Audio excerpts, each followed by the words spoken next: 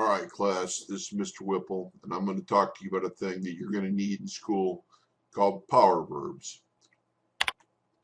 Uh, you probably heard about this kind of stuff before, but I'm going to talk about the way that they're going to work in social studies specifically. You're going to need to know what the power verb is, what I mean by a power verb. I want you to know why you need them, and I want you to know how you use them. Okay, these are the actions which give strength to your work. Okay, a verb, is an action like run, jump, hop, skip. And when you're doing your work, you're going to need to be performing an action. Even if you think all you're doing is sitting there writing, you're actually doing something else beyond that. And when if you don't have the power verb, if you're just like la di da di da trying to fool around, your writing ends up being weak and ineffective. And I don't want you doing weak work. It's a waste of your time. It's a waste of my time. You guys want to make good, strong projects, good, strong writing. Okay. And you see down here in the red where it says power verbs are powerful. You only need one. That's so that you're staying focused. You'll see what I mean. All right. So this year in social studies, you're going to have to show what you learn. I don't want you to just learn or memorize names and dates and events and stuff like that. You're going to actually have to take what you learn and do something with it. All right. And that usually means like writing an essay, designing a poster, making a diorama, some other kind of project. You see the projects all over the classroom. You're going to have to show what you learn, that you understand what you learn. And there's different levels of understanding, and I need to know how well you understand. And so that's what you're going to show me with these power verbs. All right, you see the kid here? He doesn't have a power verb. That kid is done run out. He's stuck, and I don't want you stuck like him. All right, so you got two problems when you get an assignment. All right, I've seen you, I've watched you, I've been teaching for a long time. You have a hard time getting started. You don't know what you're doing. You don't know where you're going. And then once you finally remember something that some other teacher taught you along the way, you get started, your work is all unorganized. Power verbs is going to fix that. Okay, and there's two secrets to power verbs. Okay, the first secret is they give you direction. All right, you got to have a plan. It's like a blueprint. And this verb, when you pick one of these verbs inside, this is what I'm going to do, you're going to answer that question. What is my project's purpose? And when you have a purpose, you have a plan. And that gives you that direction. The second secret is you need a focus, okay, so that you stay on track. Okay, you have your direction and you want to stay on track. You need to, so that you don't like start walking toward Hardinsburg and end up in Irvington. You got to have, it's more than just I'm going to walk. You got to walk somewhere, and you need some way to stay on track. All right. So the first thing you're going to hear me do this all year long. Talk about this all year long. You're going to have to make a statement. All right. And the statement is what gives the direction. And then you're going to have details to support your statement. This is where you're showing me what you learned. If you make your statement that says George Washington was a good president, then you have to give me details saying that, like, he created the first cabinet and he kept us out of war with France. Okay, the details support the statement. All right, so coming up here, now that we talked about what power verbs are and how you get, and so on, now I'm going to start giving you them examples. All right, I'm going to start talking about each one individually. I'm going to tell you how to use it, and then I'm going to give you an example of how it's used or an idea of how it's used. The first thing is predict. All right, as you see in the picture, got the guy with the crystal ball here making a prediction. You're going to make an educated guess to show what will happen next. You're going to see A, B, and C, and so you're going to be able to predict D comes next. All right, and you're going to have this basic information. This prediction shows that you understand the basic information and that you can build upon it. All right, for example, we're going to talk about the Civil War. And we know that when the Civil War ended, all the slaves were free. So your prediction is, hey, I'll bet life will be hard for those uneducated former slaves. And then you use your evidence, the knowledge that you got in class, to back it up. The next thing is support. All right, and I want you to look at the picture here. See the stool? Stool has 3 legs, okay? If it has just 1 leg, you're pretty shaky. 2 legs, it can't stand up by itself. But if it's got 3 legs, that stool can stand on its own. And that's how you're going to support your opinion. The magic number for opinion, for support, is 3. All right? And when you support something, you're going to give me reasons and facts why you believe whatever it is you believe, whatever your statement is. So this is different than predict, okay? Because you're going to be given a prompt, all right? And you're going to have to use the evidence that you learned in class, all right, to support that. For example, we're going to be talking about Thomas Jefferson, the Democrat Republican, and Alexander Hamilton, the Federalist, in class. We're going to be talking about them a lot in a couple of weeks. Okay, and your prompt, you're going to see a prompt saying something like, choose one of the 2 political parties during the Jefferson era and answer the prompt. It doesn't matter if you say the Federalists were better or the Democrat Republicans were better. You're just going to pick one to show me that you know, to show me what you know. All right, that's your support. The next thing we're going to talk about is illustrate. You see the old monk here illustrating the handwritten Bible, and it's got the images.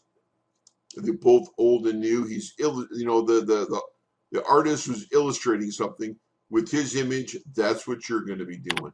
You're going to show with a picture, a diagram, or some kind of other graphic aid what you understand about the topic.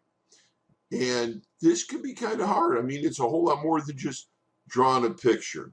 You have to sit and think about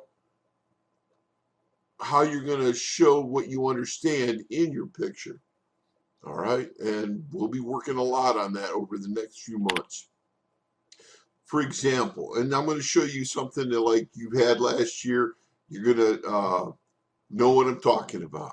All right. So your prompt, I give you a prompt. Illustrate how power was divided during the feudal era. Now we could also say the colonial era or the early days of the American Republic. But in this case, you haven't had that yet. You got the feudal era. So you see the picture here of the power. You have the king on top and the peasants at the bottom.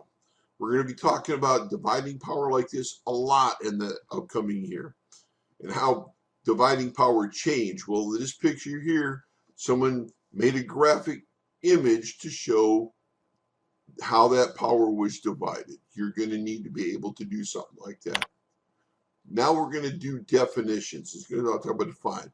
And I know that you got told years ago to look for the blue words or to look for the bold words, okay? And those are always wrong. I mean, they're not what you need. They don't help you. You need to make your own definitions. It has to be clear, it has to have meaning, and it needs to be connected to whatever it is we're talking about. If I say, I want you to give me a definition of George Washington, of President George Washington, I don't want to know about General George Washington or Farmer George Washington. Your definition has to be connected to President Washington. All right, and this should be easy because you guys have been making vocabulary lists since the 1st grade. But now in the 8th grade, social studies have to be more complex. For example, I can say, what is a citizen? But when you make a definition, like you might say, a citizen is a person who can vote. All right, I agree. So let me ask you, can you vote? The answer is no. Does that mean you're not a citizen? Your definition should be talking about stuff like that. That kind of thought. All right, now we're going to be talking about this one, compare, and a little bit later we're going to talk about contrast. And they're tricky. I don't want you to mess them up. All right, when you compare, I want you to show how things are alike. Stick with compare, focus with compare. How were they alike? All right, I don't want you to sit and say how they're different. You need to stay with how they're alike. For example, we're going to talk about these guys. I mentioned them earlier, Thomas Jefferson and Alexander Hamilton. They're in many ways alike, even though they have completely opposite political views. And your task here is to compare and say what they were alike. All right, this next one here is summarize. And I have this picture of the knot because summaries tie it all together. All right, you need to remember this little acronym, summarize, shorter than the main text, use your own words, and main ideas only. This is important. In my opinion, the most important thing is use your own words, because what you guys tend to do is copyright out the text or repeat what I gave you. And that's not good enough. You've got to use your own words. You've got to find a way, because this is how you're going to remember it. This is how you're going to understand it. It's got to be your own words. All right. And when you can do this, you pick out the important points of the text. All right. You don't need to sit and waste your time on all the other things. I just want to know what's important. For example, this summary here. The Harry Potter books are about an orphan boy who learns about his family and discovers that the world contains magic. Bam. Short, sweet, to the point. That's the most. That's what it's all about. It's a summary. All right, this next skill, trace, the next part, verb, trace. Okay, you're going to show the steps from beginning to end. All right, you've got to understand cause and effect in social studies. And this, excuse me, the tracing is how you show that you know that. All right, it's a sequence of events, cause and effect. And honestly, one of the easiest ways to do a trace is to show this timeline. All right, this is a timeline I found doing a quick Google search, and I like it because when you look at it, it's not labeled, but you can see it's got Tennessee, Chickasaw Purchase, Battle of the Bluffs. This is all about how the Native Americans were pushed out of Tennessee. They traced the steps, they traced the way the Native Americans were pushed out of Tennessee. And they got the timeline here to represent that. All right, we're going to talk about contrast. You got the white and the red, just to show you what I mean about contrast. We did compare before. Now we've got contrast, how things are different. All right, focus on how things are different. Again, I got this Jefferson on the left and Hamilton on the right, and they were completely different. Jefferson was the son of a rich planter. He was a rich daddy's boy. And Alexander Hamilton, the kid was basically abandoned by his father and grew up in Jamaica, a poor street kid. Jefferson grew up a rich man, and their lives took completely different directions. But yet, as we saw before with the compare, that there was an awful lot in common. But we're not talking about that here. We're talking about the contrast in the two. All right, analyze. Analyze is really important because it's going to show that you know how to break a problem down or break it into parts, to look at it, to figure out a solution. All right, you're going to look at a problem and figure out what happened. Okay, for example, at one point in the late 1790s, everyone thought slavery was going to go away. Well, it didn't. We know that. Slavery got bigger and bigger and bigger. And a lot of people say that it's because of the cotton gin, Eli Whitney and the cotton gin. All right. And so you need to be able to look at something like this, the cotton gin, and figure out, man, what difference does it have to do with slavery? Okay. A very important skill, a very important power verb that you're going to need to know is how to explain something. You're going to make it clear, put it into your own words. All right, again, I said earlier that in summarizing, I want your own words. Okay, this is an important skill because it shows that you can tell other people what you learned. You're explaining it to somebody else. You're either explaining it to me to show that you know. You could be telling your friend about it. You could be talking to your little brother, your little sister. Someone that says, "What did you learn in school today?" You explain it. Or you see something on Facebook or the internet that's just plain wrong. You need to be able to explain what's wrong with it or why it's wrong. All right, it's different from summarize because you don't just explain what happened. You need to make it clear to your audience. All right, there's going to be some kind of confusion, some kind of complication. You've got to make it clear to them so that they understand it. Summarize is just a short and sweet explanation, might be pretty detailed. We talked before about Harry Potter, right?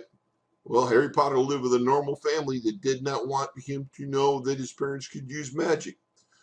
Your explanation would be why they didn't want them to know. You couldn't have to evaluate. Another very important skill, a very important power verb. And you want to show this is a value judgment to show good and bad points with supporting evidence. Okay. This is where you get to form your own opinions, right? I think that George Washington was right, or I think that George Washington was wrong, right? And you evaluate and you tell me why you think that he was right or wrong, all right? And you have to use the supporting evidence before the three different. Remember, I told you the magic word was three different ideas. Okay, you need to, and it's difficult because we get tied up in our opinions, and we like to say, oh, I like this guy, this politician. You don't have a reason why you like him. Mom and dad like him. I see him on television, or mom and dad, and he looks interesting, but there's no fact, no reason to support your opinion. With evaluate, you look at who you're going to vote for example, and you pick facts and reasons to support your opinion. For example, a lot of people are talking about Thomas Jefferson now, and whether or not, because he owned slaves and because he uh, did a lot of things that people think were wrong, they think he's a bad man. But then you also can say, well, he was a great American because he wrote the Declaration of Independence, he wrote the Virginia Statute of Religious Freedom, and established the University of Virginia. It's there that's his tombstone that he wrote himself. And it's how we evaluate Jefferson with facts and reason. But then we can also justify, right? To demonstrate whether or not something was right or wrong or whether it was true. We could connect that back to Jefferson and say, yes, he was a good man in our opinion, but did he do bad things? We talk about Columbus discovering America. Columbus was a very brave, very courageous, very important person in his time. But is what he did right? Can we justify it? This is different from evaluation because it's not your opinion, right? You have to say whether or not there's some kind of rule or fact. And when it comes down to it, did they do what was right? Did they do what was right today? Did they do what was right 500 years ago? It's complicated. That's what social studies is all about. An easier one to look at is Abraham Lincoln here. when the Civil War first started, Maryland was trying to break off. It stayed a Union state, but only because Abraham Lincoln had a lot of people arrested that were protesting. And he just said, go put them in jail, lock them up, right? We'll worry about them later. And for the first couple of years of the Civil War, Lincoln had to justify what he did. And it's because in the Constitution it says that the president has certain powers during the state of civil disturbance and unrest. The Civil War was really the first time something like that came up. Abraham Lincoln was able to justify it. We're going to look at formulating. This has got to do with making a plan again, developing, creating, putting together. You need to be able to think about how to plan things, how to develop things, knowing what you've got, what you learned in class, and use it to help you solve a problem. This is the biggest thing. Like, we need politicians and leaders that can do stuff like this. All right? You're not looking at what already happened. You take what already happened and you want to know what will happen. You're not just analyzing anymore. Now you're formulating a plan. And this is a good example when we start talking about things like climate change. All right? And we have to analyze the data, and then we formulate a plan. We've got describe. All right? And when you describe something, you got to tell all about it. I've got this picture here. It's showing all the different vocabulary. It's important to know vocabulary so that when it comes time to describe, to do any of these tasks, you've got the vocabulary. So when you describe, you use your vocabulary to tell all about it, right? You're going to, and it's much like explaining, okay? But before, when you did explanations, right, you had I said that I did not want opinions, that you had to have facts, and describe is the same way. And when you explain, you avoided opinions, and describing, you're avoiding opinions. You're just giving the facts, all right? And it's like define, but much more detail. You tell all about it, right? You don't just say one or two things. You tell the whole who, what, when, where, how, why of it. All right, for example, now we got the deeper description. Harry Potter was the son of James and Lily Potter. The Potter family could use magic. His parents were murdered when he was a baby. After that, he lived with the Dursley family, who could not use magic and did not like it. You're going to need to make a list. It's another part, you think, oh, this is easy. Power verbs. Yeah, this is the easiest one. Well, and it can be. But you look at this thing here where it says somehow connected. You got to make sure that whatever it is, you're making the list, that everything's connected. And it's not just words, sentences. It could also be people, because what you're trying to see is how things relate to each other. So you got people, you've got events, you've got ideas. All this social studies stuff is really important, and you need to know how to work it. And like it says here, how they're related to each other. Okay. Infer. Take a second, look at the picture, see the question, where did my coffee go? I look at the picture, I see how the kid's drawn. I know, I probably got a pretty good idea where that coffee went. So you read between the lines. You read between the lines. All right. A lot of times what happens is we don't get the whole story. People don't tell the truth. When we're reading about our history, people don't tell the truth, or they don't want to tell the whole thing because they're embarrassed or they're shy or something. We have to look, or they're afraid. So we have to look for the bits and pieces that are missing in order to make an educated guess. In here, observation and background to make a logical conclusion. What just happened in the image? All right. It's clear that the one guy shot each other, but where are they at? What's going on? What are the circumstances? Why did this guy shoot each other? All right. does this look like um, it looks like something's going on here. This is an event. You gotta, you're gonna see pictures like this and have to decipher them, have to analyze them, have to make inferences about what happened. Okay, criticize. Now this has got a lot of, there's a lot of bad feeling when people talk about the word criticize. We think it's bad, but it's not true. Okay, when you criticize, you show the good and bad. You give a judgment. Someone has asked your opinion, all right? And you can say that either stinks or it's really great. But you also have to have that evidence to prove it, all right? This creates constructive criticism. Coaches do this all the time.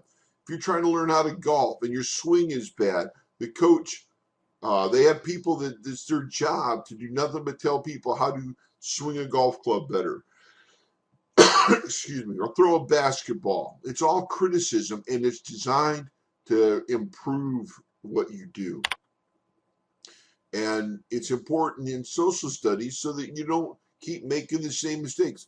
We had twice in our history the opportunity, we tried the whole idea of a confederacy. Once in 1777 and once again in 1861, right? And the people in 1861 didn't look at what happened in 1777 and say, oh, we don't want to make the same mistakes. And so the Confederacy in 1777 failed, and the Confederacy in 1865 failed because they made the same mistakes. They didn't look at things critically. All right. Our next one is discussion, and it's to talk about an issue from all sides, explain the pros and cons. You're going to see that this is an awful lot like criticism. However, the goal is different. When I criticize something, it's like I write a book. I say, hey, read my book. Can you look at it? Or I want you to edit my paper, right? And you're going to look at it and say, okay, this is what's right, this is what's wrong. It's criticism. I go back and I finish writing my book, writing my paper. But when we have a discussion, it's already done. We're sitting around, and we're just having a conversation. Did you see that movie? Did you read that book? Right? And we talk about it. Oh, yeah, this was really strong. The actor, the producer, the director. Right? What you liked about it, what you didn't like, what you look forward in the next movie or the next book. And social studies, when we have a discussions, this is how we learn from each other. And that's it. And I know I'm looking at my timer. It says almost a half an hour already. Goodness gracious. But I want to remind you guys, power verbs give strength to your writing, right? It makes your writing stronger. And strong writing has direction and focus. And these are the two things that you've got to have in your social studies writing. And everything you do, like I said, the posters, the projects, the writing, doesn't matter what it is, an essay, an open response, you've got to have a direction and a focus. And that's all I've got. I'm looking forward to